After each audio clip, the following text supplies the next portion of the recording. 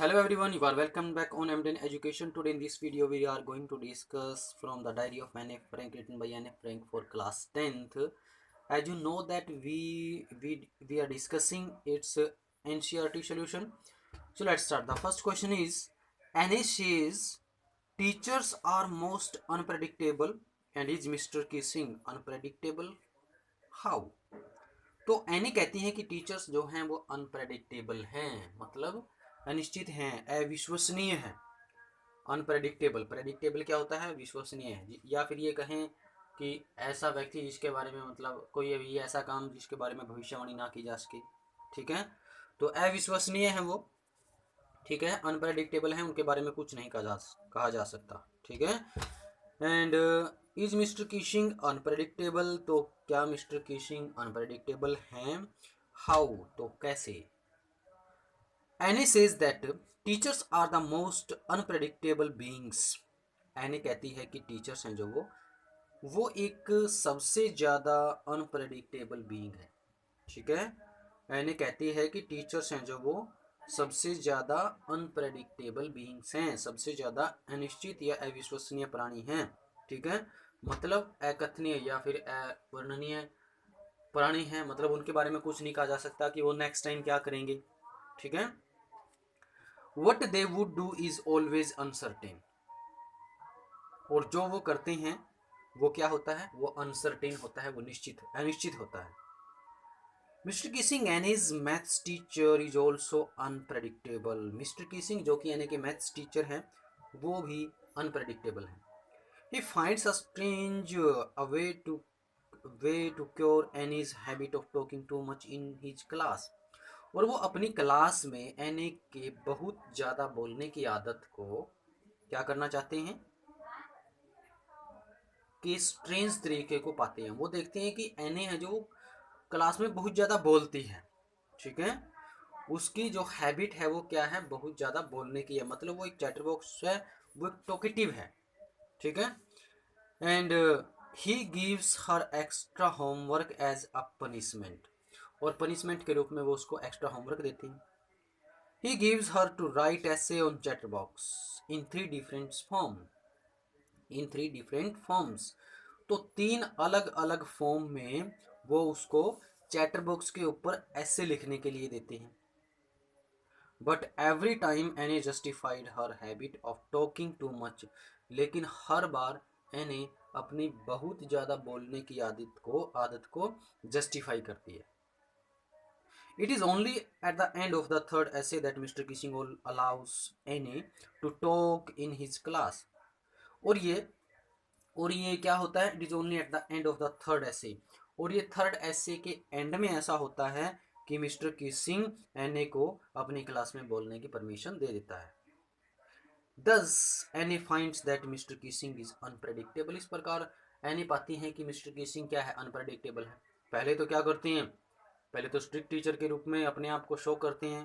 ठीक है, उसके बाद फिर उनको पनिशमेंट देते हैं एक्स्ट्रा होमवर्क के रूप में, और वो भी 1 टाइम नहीं 3 टाइम, और उसके बाद फिर खुद ही अलाउ कर देते हैं क्लास में बोलने के लिए। तो ये क्या है? ये मतलब टीचर का एक तरह का व्यवहार है कि वो अनप्रेडिक्टेबल है। ठीक है, नेक्स्ट क्वेश्चन है, ये जो क्वेश्चन पढ़ा हमने वो एनसीईआरटी का लास्ट क्वेश्चन था, मतलब जो टेक्सचुअल क्वेश्चन होते हैं, टेक्सचुअल क्वेश्चन में ये लास्ट क्वेश्चन था। अब हम इसको कुछ एक्स्ट्रा जो शॉर्ट क्वेश्चन है वो डिस्कस करेंगे। And first question is why did Anne think that she was alone? Give reason, मतलब एनी क्यों सोचती थी कि वो अकेली है। ठीक है, एनी ऐसा क्यों सोचती थी कि वो अकेली है, तो इसका रीजन दे। Anne had loving parents and an affectionate elder sister. तो एने के प्यारे माता पिता थे और उसकी एक प्यारी सी बड़ी बहन थी। क्या नाम था उनका? कमेंट सेक्शन में बताएं। She had loving aunts also, और उसकी प्यारी चाचियां भी थी। There were about 30 people whom she could call friends, और लगभग 30 लोग थे जिनको वो अपने फ्रेंड बोल सकती थी। Still she thought she was alone because she did not have a real friend. The main point, मतलब वो अपने आप को अकेली क्यों कहती थी?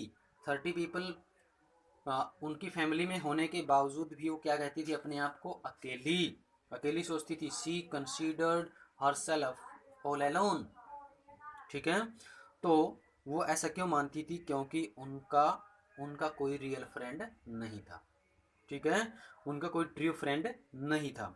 And there was no one whom she could share her joys and sorrows. और ऐसा कोई नहीं था जिसके साथ वो अपने सुख दुख बांट सके, शेयर कर सके। ठीक है, तो आपको पता चल गया कि जो एने थी वो अपने आप को अलोन क्यों कहती थी, because she did not have any real friend, true friend. ठीक है, whom she could confide in and share her feelings, share her emotions, joy, sorrow और personal experiences। ठीक है, next question, how do you know that Anne was close to her grandmother? अब आप ये कैसे जानते हो कि एने अपनी दादी माँ के बिल्कुल क्लोज थी, बिल्कुल करीब थी वो? अब आपको पता है, जब एने के माता पिता हैं, जो वो एने लगभग 4 साल की थी और उसके माता पिता कहाँ चले गए थे? हॉलैंड चले गए थे। ठीक है, और ग्रैंड मदर के पास उनकी सिस्टर, जो जिनका नाम क्या था वो आपने कमेंट सेक्शन में बताना है, मैं नहीं बताऊंगा। ठीक है, तो उनकी एल्डर सिस्टर, ठीक है, और एने को उनकी दादी माँ के पास छोड़कर चले गए थे। ठीक है, और फिर फरवरी के अंदर, ठीक है, जो एने थी वो कहाँ चली गई थी? वो उनकी सिस्टर है जो वो अपने पेरेंट्स के पास चली गई थी। उसके बाद फिर एने की टर्न आई थी। She had to have an, तो देखो, Anne's parents had migrated, sorry emigrated to Holland. तो इमिग्रेट और माइग्रेट, ठीक है, ये मैंने बताया था आपको। इमिग्रेट क्या होता है? जब हम एक देश से दूसरे देश जाते हैं। ठीक है, और माइग्रेट क्या होता है? जब हम एक जगह से दूसरी जगह जाते हैं। ठीक है, माइग्रेंट और इमिग्रेंट। ठीक है, माइग्रेंट और इमिग्रेंट। इमिग्रेंट क्या होता है? जब एक देश से दूसरे देश में जाते हैं। ठीक है, ठीक है, जब एक व्यक्ति दूसरे देश में जाता है उसको क्या बोलते हैं? इमिग्रेंट। ठीक है, और जो माइग्रेंट होता है वो होता है एक जगह से दूसरी जगह। ठीक है, जैसे हम क्लाइद से कैथल चले जाएं। ठीक है, जैसे हम क्लाइद से कैथल चले जाएं तो हम क्या हो गए? माइग्रेट कर लेते हैं। ठीक है, ठीक है, कई बार जैसे यूनिवर्सिटी चेंज होती है, अभी माइग्रेशन सर्टिफिकेट लेके आना है। ठीक है, तो वो क्या होता है? हम विदेश में थोड़े ना जाते हैं, हम एक यूनिवर्सिटी से दूसरी यूनिवर्सिटी में चेंज कर लेते हैं। वो कहाँ पर? वो अपने स्टेट के अंदर, अपनी कंट्री के अंदर ही। ठीक है, इसलिए उसको बोलते हैं माइग्रेशन सर्टिफिकेट।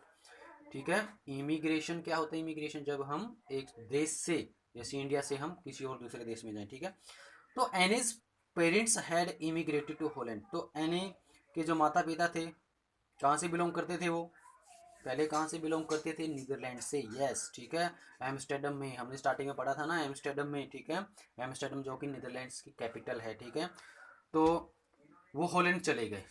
ठीक है, नीदरलैंड से कहाँ चले गए? वो हॉलैंड चले गए थे। And she stayed with her grand mother until she was 6। और वह अपनी दादी माँ के पास रही, 4 साल की छोड़ के गए थे, तो जब तक वो 2 साल और आगे रही, मतलब वो जब तक 6 साल की थी, जब वो 6 साल की हुई तब तक वो अपनी दादी माँ के साथ रही। Then the grandmother fell ill in 1941।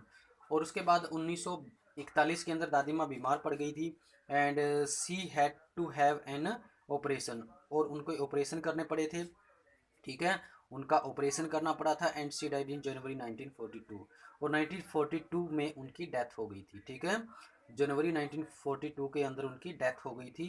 And Anne very often thought her, और अक्सर जो एनी थी वो अपनी दादी माँ के बारे में सोचती थी। And she still loved her after her death, और वो उनकी मृत्यु के बाद भी उनसे बहुत ज़्यादा स्नेह करती थी। See this shows that Anne was very close to her grandmother. तो ये सब दिखाता है कि जो एने हैं वो अपनी दादी माँ के बिल्कुल करीब थी। ठीक है, तो ये क्वेश्चन थे आपके होमवर्क के लिए। तो I hope it this clear to you. If you have any doubt comment, and till then have a good day, stay home, stay safe.